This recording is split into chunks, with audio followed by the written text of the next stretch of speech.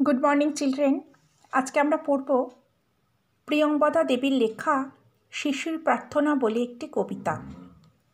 এই কবিতাটি তোমাদের অ্যানুয়াল পরীক্ষায় রয়েছে। অ্যানুয়াল পরীক্ষার সিলেবাসে তোমাদের 3টে কবিতা আছে। একটি হলো কবিগুরু রবীন্দ্রনাথ ঠাকুরের লেখা প্রশ্ন এবং আরেকটি হচ্ছে এই প্রিয়ঙ্বদা দেবীর লেখা শিশুর প্রার্থনা এবং আরেকটি কবিতা যেটি তোমরা প্রথমে অর্থাৎ সেকেন্ড ডিউটিতে পড়েছো সেটি হচ্ছে পঞ্চবটী বনে। পঞ্চবটী বনে কবিতাটি তোমাদের পড়ানো হয়ে গেছে এবং এটি তোমরা পরীক্ষা দিয়েছো। সুতরাং পরবর্তীকালে আমি যখন তোমাদের রিভিশন পড়াবো তখন পঞ্চবটী বনে কবিতাটি আরেকবার রিভিশন করিয়ে দেব। প্রশ্ন কবিতাটিতেও তোমরা কিন্তু মোটামুটিভাবে একবার পড়ে ফেলেছো। আমি যদিও প্রশ্ন কবিতাটি আরেকবার পড়াবো। আজকে আমরা পড়ব প্রিয়ঙ্বদা দেবীর লেখা শিশুর প্রার্থনা বলে কবিতাটা। তাহলে আমরা এই কবিতাটি পড়ার আগে একদম প্রথমে চলো একটু প্রিয়ঙ্বদা দেবী সম্পর্কে একটু সামান্য করে জেনে নিই। প্রিয়ঙ্বদা দেবী নামটা শুনেই আমরা বুঝতে পারছি উনি একজন মহিলা কবি এবং উনি যেই সময় কবিতা লিখেছিলেন বা কাব্যচর্চা করেছিলেন সেই সময়টা কিন্তু মহিলা কবি হিসেবে ওনাকে কাব্যচর্চা করতে বেশ বেগ পেতেই হয়েছিল। কারণ কাব্যচর্চা ব্যাপারটা কিন্তু সেই সময় মহিলাদের মধ্যে খুব একটা জনপ্রিয় ছিল না। যাই হোক, মহিলা কবি প্রিয়ঙ্বদা দেবী 1871 খ্রিস্টাব্দে জন্মগ্রহণ করেছিলেন এবং তিনি বাংলাদেশের পাবনা জেলায় জন্মগ্রহণ করেছিলেন।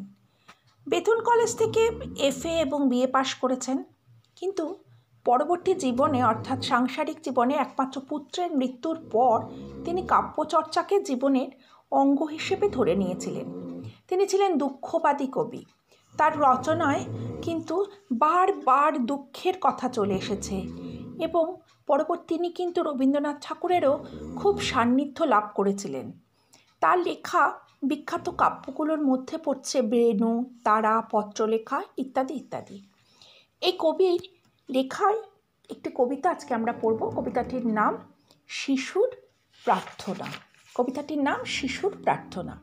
এই কবিতাটি পড়ার আগে আরেকবার তাহলে ছোট্ট করে একটু বলে দিই, এই কবিতাটাই কিন্তু আমরা দেখব একটি শিশু তার প্রার্থনা কি ঈশ্বরের কাছে, অর্থাৎ তিনি ঈশ্বরকে কি বলছেন বা ঈশ্বরের কাছে তার চাওয়ার মতো কি আছে। তাহলে শুরু করি আমাদের আজকের কবিতা, কবি প্রিয়ঙ্বদা দেবীর লেখা শিশুর প্রার্থনা।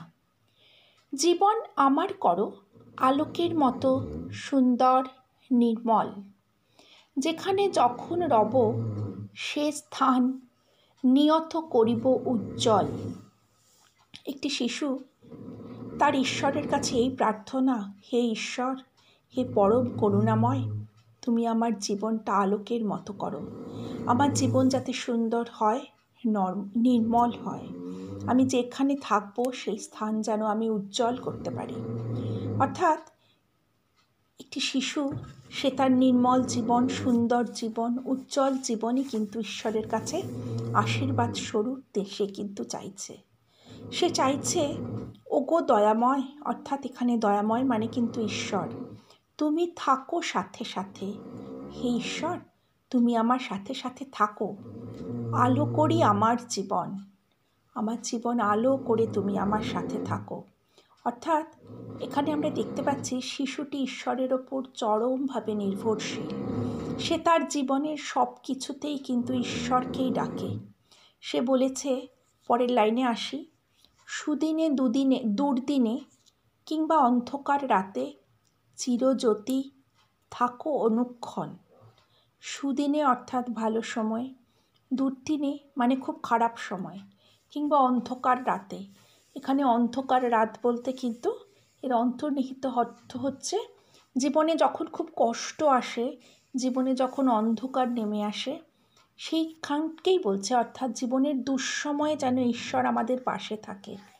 চিরজ্যোতি, ঈশ্বরকে শিশুটি চিরজ্যোতি বলেছে কারণ চিরজ্যোতি অর্থাৎ ঈশ্বর কিন্তু পৃথিবীতে ঈশ্বরই একমাত্র যাকে আমরা জ্যোতির্ময় বলি, অর্থাৎ তিনি জ্যোতির স্বরূপ।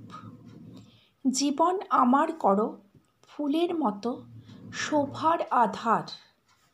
বলেছেন শিশুটি বলেছে, হে ঈশ্বর, তুমি আমার জীবনটাকে শোভার আধার করো। তোমার জীবন আমার করো ফুলের মতো শোভার আধার। আমরা জানি ফুলের সৌন্দর্য বা ফুলের শোভার কোনো তুলনাই হয় না।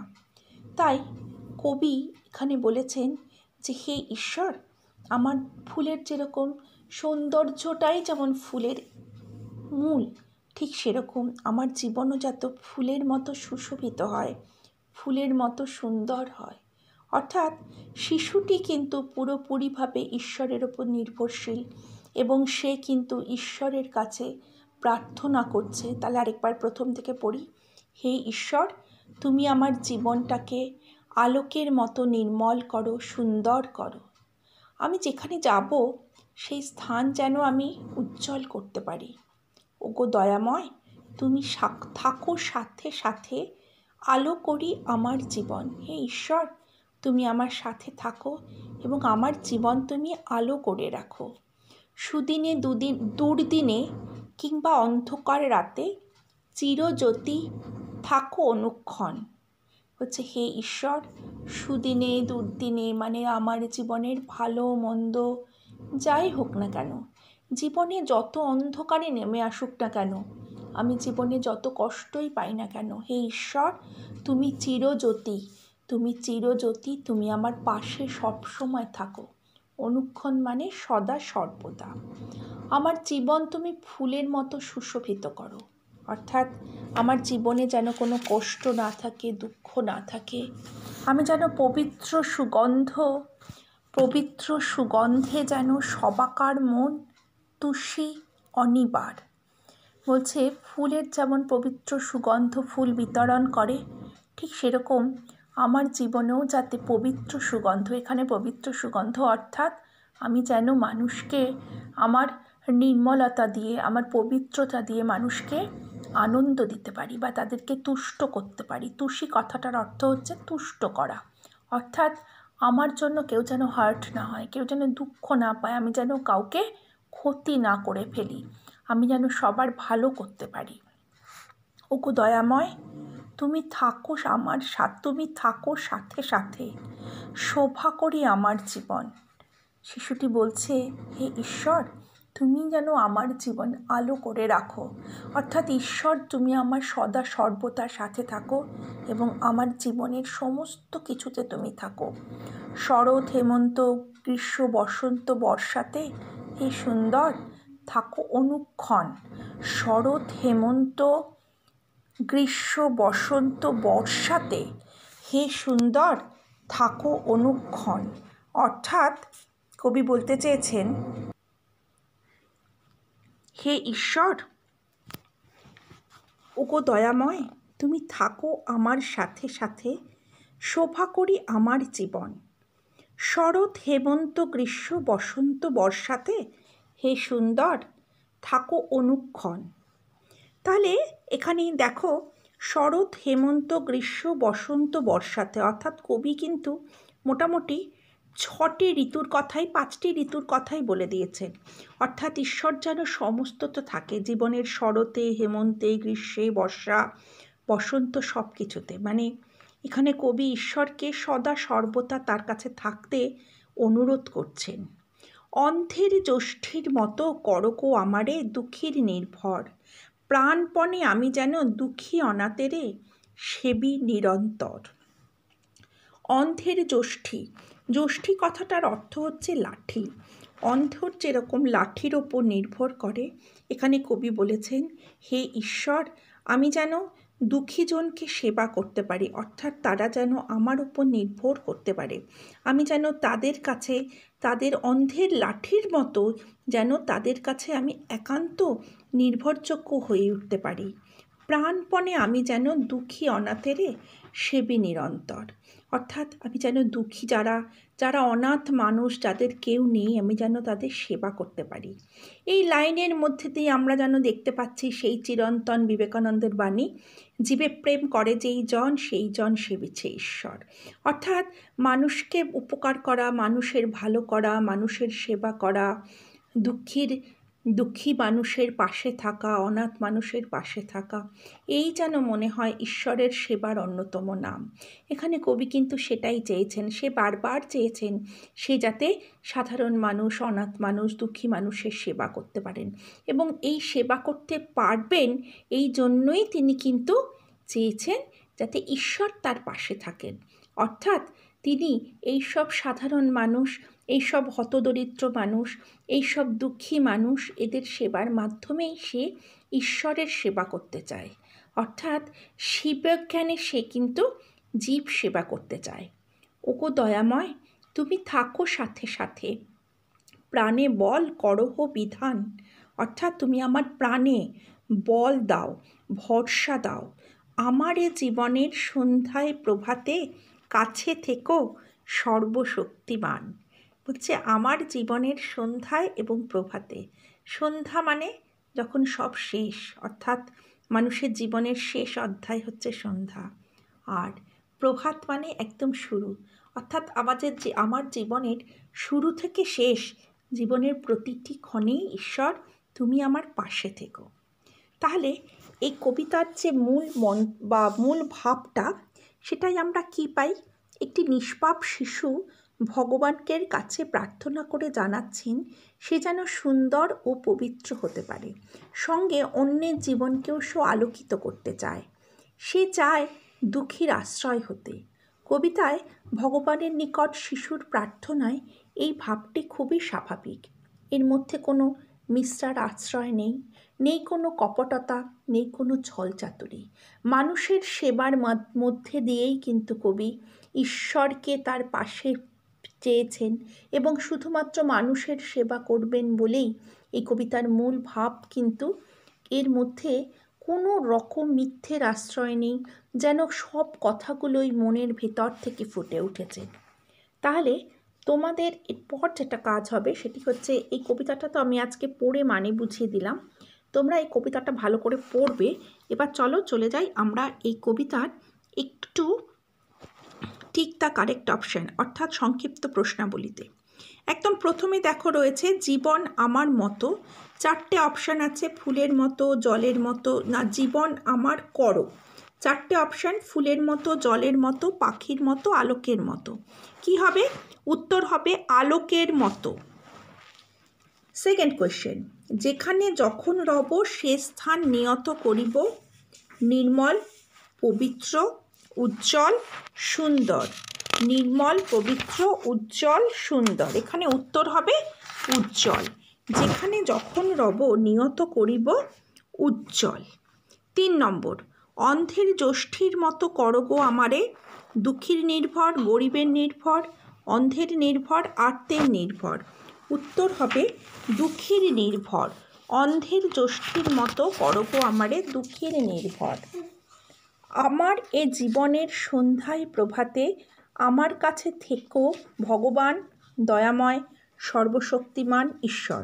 যদিও ভগবান দয়াময় সর্বশক্তিমান ঈশ্বর একই, কিন্তু যেহেতু আমি প্রথমেই বলেছি যে একদম নিয়ারেস্ট লেখাটা লিখতে হবে, সুতরাং এখানে হবে কিন্তু সর্বশক্তিমান। এরপর আমরা চলে যাচ্ছি সঠিক তথ্যে, সঠিক বাক্যে সত্য ও ভুল বাক্যে মিথ্যা। সুদিনে দুর্দিনে কিংবা জ্যোৎস্না রাতে চিরজ্যোতি থাকো অনুক্ষণ। এটি ভুল হবে, কারণ এখানে রয়েছে জ্যোৎস্না রাতে, এটা হবে অন্ধকার রাতে। পরের প্রশ্নটা দেখো, ওগো দয়াময় তুমি থাকো সাথে সাথে আলো করি সকলের জীবন। ওগো দয়াময় তুমি থাকো সাথে সাথে আলো করি সকলের জীবন। এখানে হবে শোভা করি আমার জীবন, সুতরাং এটিও ভুল। 3 নম্বর দেখো, শরৎ হেমন্ত গ্রীষ্ম বর্ষাতে হে সুন্দর থাকো অনুক্ষণ। এটা কিন্তু ঠিক হবে, 3 নম্বরটা ঠিক। 4 নম্বরটা, প্রাণপণে আমি যেন দুঃখী অনাথেরে সেবি নিরন্তর। প্রাণপণে আমি যেন দুঃখী অনাথেরে সেবি নিরন্তর, এটাও কিন্তু ঠিক। অর্থাৎ 4 আর 5 4 আর 5 না, ওগো দয়াময় তুমি থাকো আমার সাথে করি সকলের জীবন, 2 নম্বরেরটা ঠিক। তারপর শীত গ্রীষ্ম হেমন্ত বসন্ত হে সুন্দর থাকো অনুক্ষণ, এটিও ঠিক। তারপরেরটা প্রাণপণে আমি যেন দুঃখী অনাথেরে সেবী নিরন্তর, এটিও ঠিক। পরেরটা 5 নম্বর, ওগো দয়াময় তুমি থাকো সাথে সাথে প্রাণে বল করহ বিধান। ওগো দয়াময় তুমি থাকো সাথে সাথে প্রাণে বল করহ বিধান, এটিও কিন্তু ঠিক। তাহলে আমরা এক্ষেত্রে দেখতে পাচ্ছি এখানে কিন্তু প্রায় একটা বাদে প্রায় সবই ঠিক।